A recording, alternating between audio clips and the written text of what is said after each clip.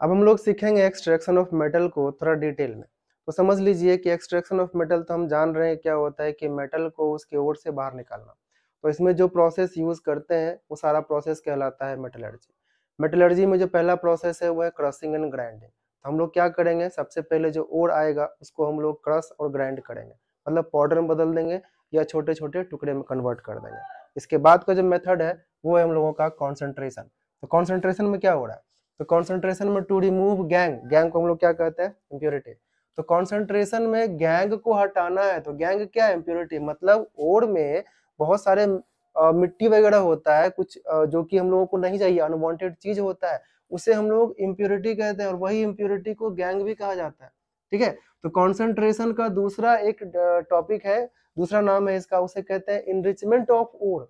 Enrichment कहने का मतलब आप ओर का कॉन्सेंट्रेशन बढ़ा रहे हैं। कैसे बढ़ा रहे हैं, तो पहले आप जब ओर लेके आए थे तो वो 1 kg का था, उसमें बहुत सारा इम्प्योरिटी भी था, गैंग भी था, लेकिन जब मैं उसको कॉन्सेंट्रेशन करता हूँ तो हमें केवल प्योर ओर मिलता है। तो 1 kg अगर हाफ kg ओर में कन्वर्ट हो जा रहा है तो आप समझ लीजिए कि 1 kg में 250 ग्राम मेटल मिल रहा होगा, अब हाफ kg में ही 250 ग्राम मेटल मिल रहा है। इसका मतलब ये हुआ कि आपने मेटल का कॉन्सेंट्रेशन बढ़ा दिया, पहले 25% था अब 50% हो चुका है। तो कॉन्सेंट्रेशन का मीनिंग यही है कि टू रिमूव इम्प्योरिटी। कॉन्सेंट्रेशन के बाद आते हैं कि ये जो कॉन्सेंट्रेटेड ओर जब मिल जाएगा हमें, कॉन्सेंट्रेशन से जो हमें मिला कॉन्सेंट्रेटेड ओर, उसे कन्वर्ट करते हैं मेटल ऑक्साइड में। तो मेटल ऑक्साइड में कन्वर्ट क्यों करते हैं, तो सबको पता है या साइंटिस्ट को ये चाहिए था कि मेटल ऑक्साइड जब हमें मिल जाएगा ना तो उसको हम लोग आसानी से रिडक्शन कर सकते हैं। यानी किसी चीज को अगर आप रिडक्शन करते हैं वो सबसे इजी मेथड होता है। तो इसीलिए हम लोगों को क्या चाहिए, मेटल ऑक्साइड। तो टारगेट क्या था हमारा कि कॉन्सेंट्रेटेड ओर के बाद डायरेक्ट क्या हमें मिले, मेटल ऑक्साइड। इसको हम लोग रिडक्शन कर देंगे तो ऑक्सीजन गायब, मिल जाएगा मेटल। तो इसको यानी मेटल ऑक्साइड को गेन करने के लिए हमारे पास दो मेथड है। पहला है कैल्सिनेशन, दूसरा है रोस्टिंग। तो अब पता चला कि कैल्सिनेशन कब अप्लाई करेंगे। कैल्सिनेशन होता क्या है समझिए, heating in absence of air, मतलब आप ओर जो लाए कॉन्सेंट्रेटेड ओर को उसको हीट कीजिएगा तो आपको मिलेगा मेटल ऑक्साइड, सिंपल सी बात है। लेकिन अब हम लोग किस टाइप के ओर को हीट करना चाहेंगे, तो ओर बहुत सारे टाइप के थे, सल्फाइड था, कार्बोनेट था, सल्फेट था। तो जो हम लोगों का कैल्सिनेशन है वो यूज्ड फॉर कार्बोनेट ओर्स, यानी कैल्सिनेशन सिर्फ कार्बोनेट ओर के लिए यूज करते हैं। ठीक है, और उसके बाद रोस्टिंग की बात करेंगे तो रोस्टिंग किसके लिए यूज किया जाएगा, तो रोस्टिंग यूज करेंगे हम लोग सल्फाइड ओर के लिए। ठीक है, कैल्सिनेशन कार्बोनेट ओर के लिए और रोस्टिंग सल्फाइड ओर के लिए। ठीक है ना, तो ध्यान रखना कि कैल्सिनेशन में दो चीजें हैं, कैल्सिनेशन में आप एब्सेंस ऑफ एयर, रोस्टिंग में एक्सेस ऑफ एयर। कैल्सिनेशन में कार्बोनेट के लिए और रोस्टिंग में सल्फाइड के लिए। ठीक है, तो हमने लिया यहाँ पे जिंक कार्बोनेट, इसमें कार्बोनेट है, क्या कराए, कैल्सिनेशन करा रहे हैं। तो कैल्सिनेशन का रिजल्ट क्या होना चाहिए, मेटल ऑक्साइड, तो मिल गया हमें जिंक ऑक्साइड, सिंपल है। उसी तरह से आयरन कार्बोनेट का भी हम लोग मिल जाएगा iron oxide. Roasting, heating in excess of oxygen, किसके लिए यूज करते हैं हम लोग, सल्फाइड ओर्स के लिए यूज किया जाता है, क्योंकि सल्फाइड ओर में ना ऑक्सीजन नहीं होता और हमें चाहिए क्या, मेटल ऑक्साइड। तो सल्फाइड के जगह ऑक्साइड लाना है तो कहाँ से आएगा, जब तक ऑक्सीजन देंगे नहीं तब तक तो आएगा ही नहीं।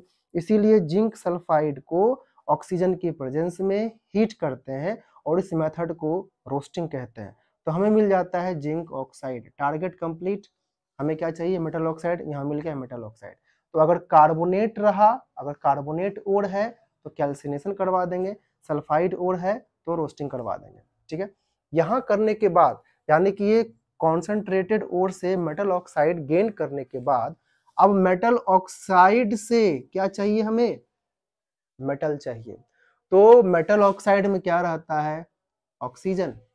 तो हमें क्या करना है, ऑक्सीजन को रिमूव करना है, ऑक्सीजन को हटाना किसी चीज से, ऑक्सीजन को निकालना क्या कहलाता है, रिडक्शन। तो हमारे पास बहुत ही सस्ता और आसान मेथड है रिडक्शन। अब रिडक्शन का यूज करते हैं हम लोग अलग अलग मेटल के लिए। अलग अलग मेटल मतलब जो रिएक्टिविटी के बेस्ड पे जो भी मेटल है उसी के हिसाब से हम लोग रिड्यूसिंग एजेंट यूज करेंगे। क्या यूज करेंगे, रिड्यूसिंग एजेंट। रिड्यूसिंग एजेंट में कौन कौन आता है? कार्बन आता है, एल्युमिनियम आता है, सोडियम आता है और पोटेशियम आता है। इन सब का यूज करेंगे हम लोग किसके फॉर्म में? रिड्यूसिंग एजेंट के फॉर्म में। तो सबसे पहला है कि अगर आपका मेटल लो रिएक्टिविटी का हो, क्या हो? लो रिएक्टिविटी, बहुत ही रिएक्टिविटी कम हो, तो उसको आप क्या करेंगे? रिडक्शन। तो रिडक्शन में क्या चाहिए? Reducing agent. लेकिन पता क्या चला कि जैसे ही लो रिएक्टिविटी मिलेगा ना, उसमें कोई रिड्यूसिंग एजेंट की जरूरत नहीं है। उस सिंपल उसको आप हीट कर दीजिए, केवल हीट करने से, बिना किसी के प्रेजेंस में, केवल हीट करने से ये ऑक्सीजन अपने आप गायब हो जाएगा और हमें मेटल मिल जाएगा। ठीक है, वैसे ही कॉपर है हमारा लो रिएक्टिव मेटल। अब लो रिएक्टिव मेटल देखिएगा, हमने इसको ऑक्सीजन के साथ कराया रोस्टिंग, क्योंकि ये है सल्फाइड, तो सल्फाइड का हम लोग क्या करवाते हैं? रोस्टिंग। तो हमने करवाया इसका रोस्टिंग, मिला हमें कॉपर ऑक्साइड। अब copper oxide plus copper sulphide, इन दोनों को हम लोग सिंपली क्या करेंगे? हीट कर देंगे, यानी कि रिड्यूसिंग एजेंट की जरूरत नहीं है इसमें, रिड्यूसिंग एजेंट की जरूरत नहीं है, रिड्यूसिंग एजेंट की जरूरत नहीं है। क्यों जरूरत नहीं है? क्योंकि हमारे पास जो मेटल है वो लो रिएक्टिविटी वाला है, तो हमको मिल गया प्योर मेटल। अब आती है बात मीडियम रिएक्टिव मेटल की। मीडियम रिएक्टिव मेटल में आपको रिड्यूसिंग एजेंट चाहिए ही चाहिए। ठीक है, तो कौन कौन सा रिड्यूसिंग एजेंट हो सकता है? कार्बन, एल्युमिनियम, सोडियम, और भी बहुत सारे यूज करेंगे हम लोग। तो सबसे पहला है जिंक ऑक्साइड। क्या लिया हमने? Metal oxide, zinc oxide. पहला यूज करेंगे कार्बन, तो कार्बन से हम लोग करेंगे रिडक्शन। क्यों होता है रिडक्शन? क्योंकि जब जिंक ऑक्साइड अकेला था तो ऑक्सीजन के पास कोई रास्ता नहीं, बोला हम जिंक के लिए ही है, इसके लिए ही जिएंगे और मरेंगे। लेकिन जैसे ही इसके आसपास कार्बन आता है तो ऑक्सीजन को कार्बन से है ज्यादा प्यार, इट मीन्स ज्यादा एफिनिटी है कार्बन के लिए। तो बोला ऑक्सीजन हम आपके जिंक के पास नहीं रहेंगे, कहाँ जाएंगे?